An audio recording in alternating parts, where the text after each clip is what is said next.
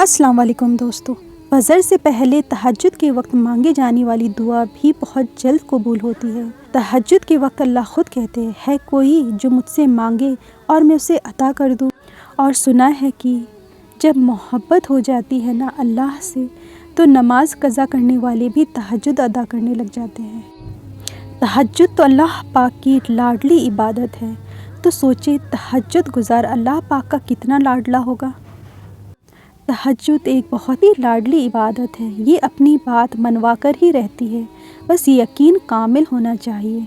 حضرت ابو ہریرہ رضی اللہ عنہ سے روایت ہے کہ رسول اللہ صلی اللہ علیہ وسلم نے ارشاد فرمایا، رمضان المبارک کے بعد سب سے افضل روزہ ماہ محرم کا ہے، اور فرض نمازوں کے بعد سب سے افضل نماز رات کی نماز ہے، یعنی تہجد کی نماز۔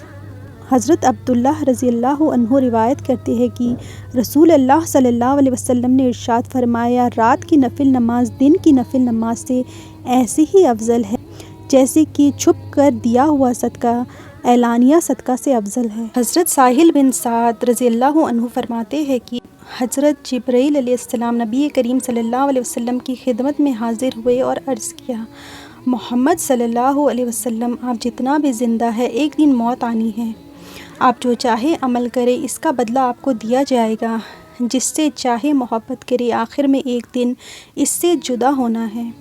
جان لیجیے کہ مومن کی بزرگی تہجد پڑھنے میں ہے، اور مومن کی عزت لوگوں سے بے نیاز رہنے میں ہے۔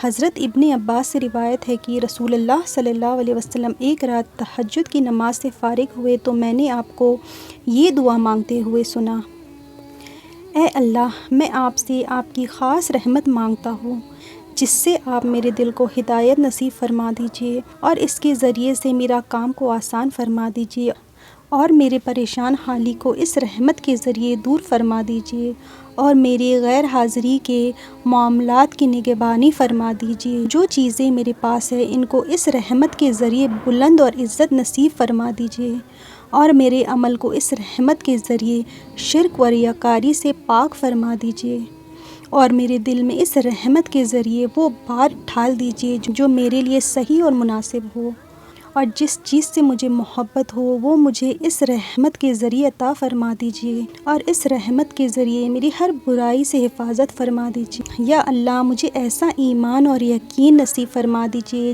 جس کے بعد کسی قسم کا بھی کفر نہ ہو، اور مجھے اپنی وہ رحمت عطا فرما دیجیے جس کے طوفیل مجھے دنیا و آخرت میں آپ کی جانب سے عزت و شرف کا مقام حاصل ہو جائے۔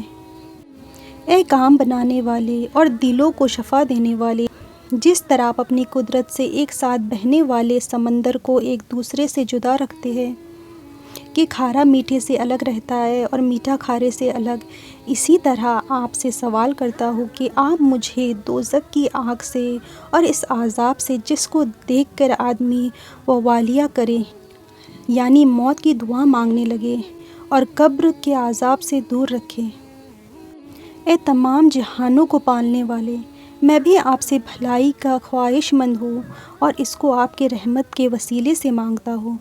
اے مضبوط عہد والے، اے نیک کاموں کے مالک اللہ، میں آپ سے عذاب کے دن امن کا اور قیامت کے دن جنت میں ان لوگوں کے ساتھ رہنے کا سوال کرتا ہوں جو آپ کے مقرب اور آپ کے دربار میں حاضر رہنے والے، رکوع سجدے میں پڑے رہنے والے اور عہدوں کو پورا کرنے والے ہیں۔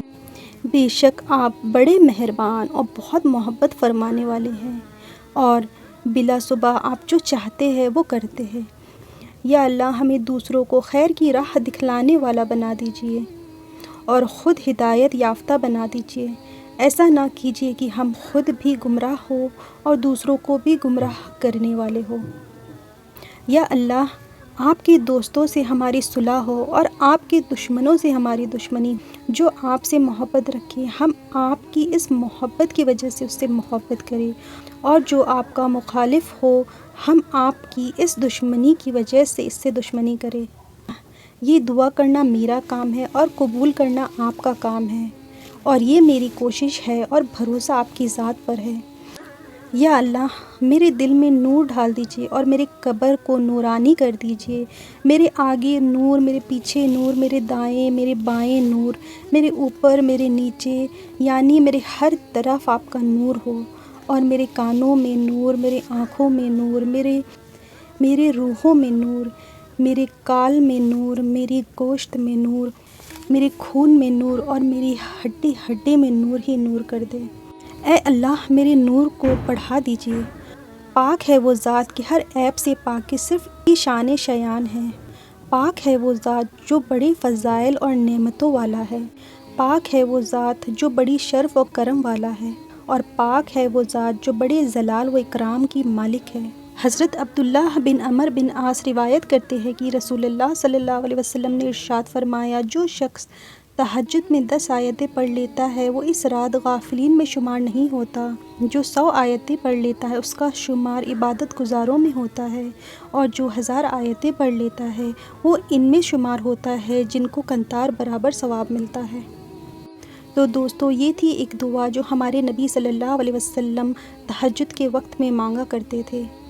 ہمیں بھی ایسے ہی دعا مانگنا ہے، صرف اپنے لیے نہیں بلکہ پوری امت و عالم کے لیے مانگنا ہے، ہر مسلمان کے لیے مانگنا ہے، ہر وہ شخص کے لیے مانگنا ہے جو آج پریشان حال ہے، اپنے گھر والوں کے لیے مانگنا ہے، رشتہ داروں کے لیے مانگنا ہے، اور جو انسان بیماری سے لڑ رہا ہے اس کے لیے مانگنا ہے۔ یہ تو بہت رحمت والا مہینہ ہے، تو اس مہینے میں اگر ہم دعائیں مانگیں گے تو اللہ تعالیٰ ضرور قبول کریں۔ تو اگر ہم کچھ نہیں بھی کر سکتے کسی کے لیے، کم سے کم دعا تو کر سکتے ہیں۔ اپنے آپ کے لیے تو ہم مانگتے ہی یہ دعا، لیکن دوسروں کو بھی اپنی دعاؤں میں ضرور شریک کریں۔ امید کرتی ہوں کہ ویڈیو پسند آیا ہوگا۔ اگر پسند آئے تو پلیز میرے چینل کو لائک، شیئر اور سبسکرائب ضرور کیجیے گا، اور مجھے بھی دعاؤں میں یاد رکھیے گا۔ تو دوستو ملتے ہیں اگلی ویڈیو میں، تب تک کے لیے السلام علیکم۔